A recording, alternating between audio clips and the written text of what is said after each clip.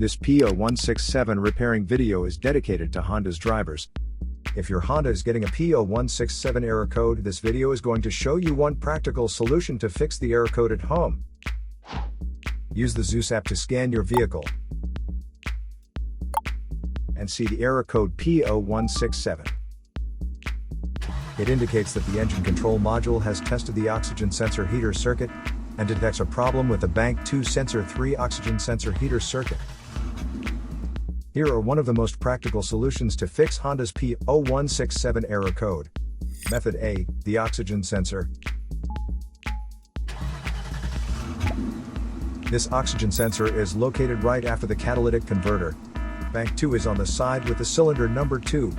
Sensor number 3 is downstream of the last catalyst in the exhaust system. Visually check the oxygen sensor's electrical connections, wire harness, and metal tabs for any damages. If damages are found, then replace the oxygen sensor. If there is no damage found on the oxygen sensor, you would need to take your car to consult professional mechanics. So here are one of the most practical solutions to fix Honda's P0167 error code.